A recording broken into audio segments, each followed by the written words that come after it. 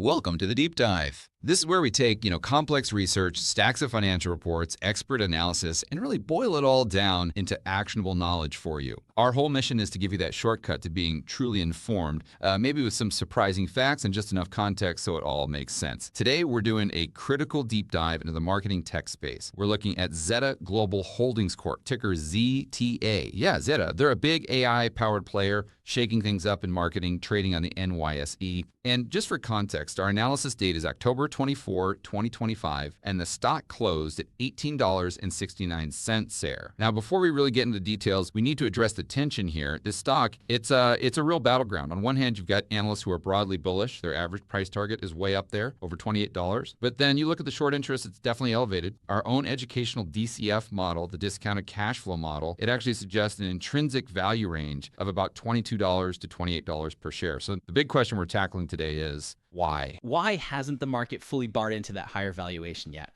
Why is it sort of stuck below $19 when the fundamentals and potential seem so strong? Okay, quick pause here. Remember to like and subscribe to Stock Analytics AI. Seriously, for just $4.99 a month, you get our full playlist, 500 deep dive videos covering all the S&P 500 stocks. And coming up next, exclusively for members, we are covering the entire NASDAQ 100. Plus, members, you can request stock deep dives. Just drop the ticker in the comments and we'll get on it for you. Right. And to really understand this battleground stock, we're sticking to classic value investing principles. So we start with the business itself, really get under the hood. Then we look at leadership quality, scrutinize the financials, the health of the company, and only then do we talk intrinsic value. Let's start right at the beginning with the business. Okay, Chapter 1, Business Understanding. Let's unpack Zeta. We hear MarTech, AI Disruptor. But what does the Zeta Marketing Platform, the ZMP, actually do? And how does the money flow? It's not just software subscriptions, right? That's a really key point. It's not pure sauces. They deliberately built a hybrid model, sort of for resilience. You've got the stable software subscriptions, yes, for platform access. But then they add two often higher margin service streams. There's professional services where Zeta's teams actually manage campaigns for clients, and media activation where they execute those personalized campaigns across different channels. This mix lets them cater to those really large enterprises that want that, full white glove service. A unified platform is good, but okay, the data. The Zeta Data Cloud, that sounds like the core asset. But Adobe, Salesforce, they have huge customer data sets too. How does Zeta build a moat here? How do they avoid just being swallowed? Right. The moat is really about the combination of scale and independence. Their data cloud is proprietary, crucially built outside the walled gardens of Google and Facebook. And we're talking serious scale profiles on over 245 million opted-in U.S. individuals. Globally, that's 535 million, and each profile has something like 2,500 unique attributes. That sheer volume is what feeds the AI. Okay, and the AI itself, what's special there? Well, the core is their patented AI engine. It crunches trillions of signals trying to predict consumer intent. And they've recently rolled out Athena. Athena? Yeah, they call it their super intelligent agent. It's basically a conversational AI designed for marketers, making it easier and faster to create and optimize campaigns. This tech stack helps them stay nimble, compared to some legacy competitors. Now, when we talk data and AI, we've got to talk about this competitive advantage you hear about, the data flywheel network effect. Can you walk us through how that works? Because that seems key to creating those sticky switching costs. Absolutely. It's fascinating, actually. Every time a big new client signs on, the whole platform gets smarter. See, the new client brings their own first-party data. Zeta's AI ingests it. That makes the predictive models better across the entire data cloud, benefiting all clients. Better predictions mean better ROI for those clients. I see. Better ROI then attracts more big clients. Exactly. More clients bring more data, which makes the AI even smarter, improving ROI further. It's this self-reinforcing loop. It just gets harder and harder for anyone else to catch up to that data and intelligence scale. Okay, that flywheel makes sense. But regulations around data, privacy, they change so fast. Isn't relying so heavily on data a huge risk in itself? You'd think so, but actually it's turning into a tailwind for them. Things like GDPR, new U.S. state laws coming online in 2025, and critically, the death of third-party cookies, all these things raise the barrier to entry. Zeta built its platform from the ground up using opted-in first-party data. So this environment actually punishes competitors who are stuck trying to retrofit old systems. It rewards Zeta's compliant, unified approach. Interesting. So the regulation actually helps them. And the final piece of this competitive edge seems to be their cost structure. Precisely. Because they built the ZMP unified and AI native from the start, they sidestepped all that technical debt you see with competitors who grew by buying lots of different companies and trying to stitch them together. Plus, they use their own AI internally, Zeta on Zeta they call it, for automation. And that's led to, believe it or not, a 31% lower cost of revenue. That lets them scale much more efficiently. Right, Chapter 2.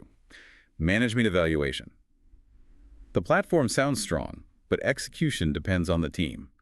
We've got CEO David Steinberg, who's a serial entrepreneur, and CFO Chris Greiner. They faced a big test, didn't they, back in November 2024 with that Culper Research short seller report. Oh, yeah, that was a major test. And their response was very telling, very confident. They immediately put out a press release followed by a detailed, data-heavy rebuttal directly addressing the claims. But the real kicker was the disclosure that the board had already commissioned a comprehensive third-party forensic review before the attack, and it had validated their financials. That context was crucial. Right, it wasn't just a reactive defense. And then there was this signal from management themselves, their actions after the report hit. That's hard to ignore. Management, directors, they went into the open market and bought stock right after that attack caused panic selling. That kind of insider buying, putting your own money down when critics are screaming sell, sends a very powerful message about their belief in the company's value. Looking at how they allocate capital, it seems pretty clear their priority is R&D and just scaling the platform. Definitely. R&D spending tripled between 2020 and 2024, up to over $90 million. And their M&A, like the Marigold acquisition late last year, isn't just about grabbing assets, it's strategic integration. They're focused on strengthening the unified ZMP, avoiding those data silos their competitors often struggle with after acquisitions. Okay, no dividend payments, but they seem very aggressive with share buybacks. Very aggressive. A $100 million program authorized in November 2024, right after the short report. Then they followed up with a new $200 million program in July 2025. I mean, that just screams management believes the stock is significantly undervalued. It really backs up the kind of intrinsic value range we calculated earlier. But we have to touch on a metric that might worry some investors. Return on invested capital, ROIC. It was negative 10.6% for fiscal year 2024. Why isn't that a massive red flag? It's a fair question, and you're right to flag it. A negative ROIC means, on a GAAP operating basis, they weren't generating positive returns on the capital invested yet. However, for a high-growth company like this, one that's laser-focused on grabbing market share and pouring money into R&D, this isn't entirely unexpected. The strategy right now isn't about maximizing capital efficiency today. It's about maximizing the scale and power of that data flywheel for tomorrow. So what investors need to watch isn't necessarily the negative number now, but the trajectory, the path towards positive ROIC. Okay, let's get into Chapter 3. Financial analysis, diving into the core numbers. The revenue growth really stands out. It's high and accelerating. TTM revenue hit $1.156 billion. That's up 40.6% year over year. Pretty impressive. It is impressive. And importantly, their margin profile looks healthy, supporting that path towards profitability we just discussed. Gross margin is solid, around 60.9%. And while the operating margin at negative 1.32% and net margin at negative 3.16% are still negative TTM, the trend line is sharply upwards. So much so that the analyst consensus actually expects them to hit GAAP profitability sometime this fiscal year, FY 2025. Okay, now here's where it gets really interesting, I think. This is where that market skepticism seems to collide with the financial reality. The big disconnect between their reported GAAP losses and their actual cash generation. This is absolutely central to understanding Zeta's financials. You look at the GAAP income statement, you see net losses, but then you look at their cash flow statement, and they're generating consistently positive and growing free cash flow. TTM FCF hit $136.7 million. So why the huge gap? How can a company report, say, a $70 million net loss in 2024, but actually generate well over $100 million in real cash? It almost entirely comes down to non-cash charges, primarily stock-based compensation, or SBC. In 2024, Zeta recorded $195 million in SBC. Now, that's a real accounting expense. It hits the GAAP net income, but it's not actual cash going out the door. It's an equity expense, essentially. So if you mentally adjust that GAAP net loss for this very large non-cash charge, you immediately see why the free cash flow looks so strong. For these kinds of growth software companies, FCF is often, frankly, a much better indicator of underlying economic health than GAAP earnings are. Got it. So FCF is the number to really watch here. What about the balance sheet? How stable are they financially? Very stable. Liquidity looks great. They have a low debt-to-equity ratio, just 0.29, and their current ratio is excellent, 3.25 as of the last quarter, Q2 2025. So yeah, they're financially robust. They're well-positioned to keep funding that aggressive growth in the big buyback program without putting themselves under financial stress. And just a quick check on relative valuation. The PE ratio is negative, so not useful. The main benchmark seems to be price to sales, PS. At 3.84 TTM, how does it compare? It puts Zeta well below the multiples of those mega cap cloud giants like Adobe or Salesforce. It's more in line with, say, Twilio, but significantly cheaper than the big profitable clouds. So that discount is basically the market pricing in the wafer gap profitability. That's exactly what it looks like. The PS ratio and our DCF model both suggest the market is waiting for Zeta to formally prove the gap profitability that its strong free cash flow already hints at. Okay, part 2, starting with chapter 4, market sentiment. The fundamentals seem, well, pretty bullish. Analysts have an average target over $28. So why is the stock sitting below $19? What's the market really thinking?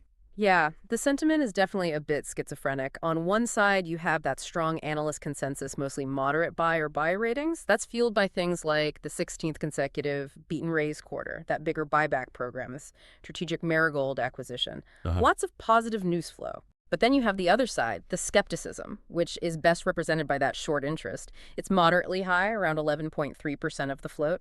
This is the bear camp.